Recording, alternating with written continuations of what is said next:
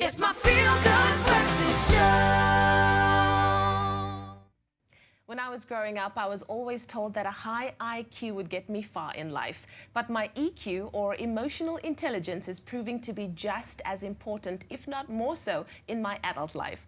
With us in studio, we're joined by author and public speaker Larne Neuland, a woman with a huge passion for teaching children how to take control of their emotional growth from an early age by taking command of the way they think. Larne, so good to have you in studio this morning. Such an important question or topic that we're talking about today. I know that in today's world, there's an escalating number of children that are suffering from depression, and they take that into their adult lives. Why is this like this? Well, first of all, children are never taught about their thoughts. They're never taught how to select a positive thought or a negative thought. They learn nothing about it whatsoever. And at the same time, at that age, between about 3 and 8, depending on the children, at that age, they're literally forming the foundation of the way they will think for the rest of their lives. It's actually the most crucial window that you need to use for educating a child, how to select positive thought, how to understand their thoughts a little bit so that they can choose positives and learn the habit of positive thinking at that young age. But Larne, how do we change things along? What can parents do to give their child's emotional and psychological development the best possible chance? Well, first of all, they need to be the example they want their children to be. So they need to watch their own reactions when things go wrong. Of course, that's the crucial time when things go wrong. How do they behave? How do they react? Because children learn primarily from what they see. They see this and they learn it. So you have to, as a parent and educator, you need to watch how you behave, especially challenged, when you're challenged. And then secondly, I do believe, I'm really passionate that they bring in material.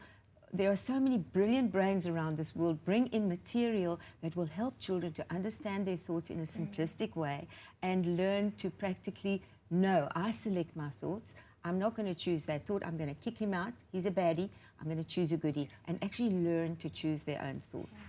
I see that you've brought some props along with you. One looks like a very unhealthy brain, and one looks like a very healthy brain. Tell me about what you brought along. Well, first of all, they're not real brains. Okay, that's a good thing to know. Okay. The healthy brain is what every child is born with, a normal, healthy brain. Of course, there are millions and millions of whatever's going on in your brain, which is amazing.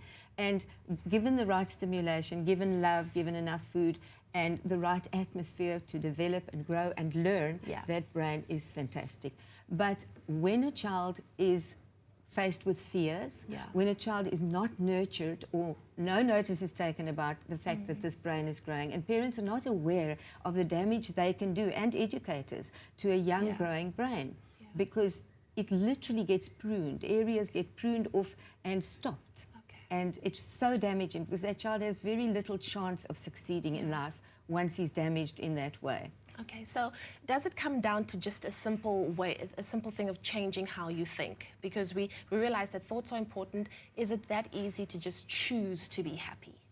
Well, Leigh-anne, I can only tell you in my own life, I'm an example. I was negative, and my life was sort of really going so downhill that I was heading for the end.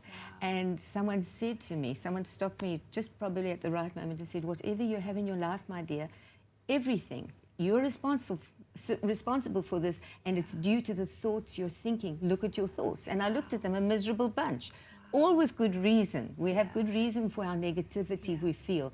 But there's no reason good enough for us to destroy our own lives. Absolutely. So I changed my thoughts. I put them into 2 categories, the positives and the negatives, and I began to just focus on positives only. My life changed overnight, overnight being a few weeks. And then I see you've also brought some books along as well. Yes, this is this book is really helping a lot of people, I do believe, How to Win When Life is Unfair. Okay. It's simple. I'm not a doctor. But I know how you can become positive. So I've got some nice sayings in it, and it's very easy to read. And then, to me, the most important thing, why did I sit in my little school bench all those years and never get one word about thoughts?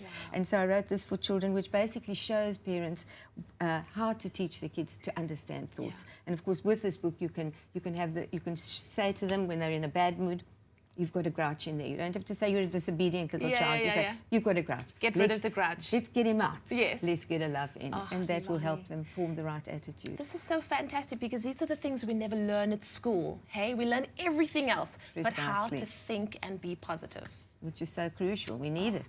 Thank you so much. You are fantastic. I'm so happy we've talked about this today. I'm sure that we've really helped a lot of people. Thank you for your time. Thank you Leigh-anne. so much, Thank you. Larne. Well, there we go. The power is in the thoughts, and we can all make a choice to be happy in the face of what is real, whether it's good or bad. All it takes is a simple thought. For more information on Larne's work and her books, you can go to www.littlewinners.co.za.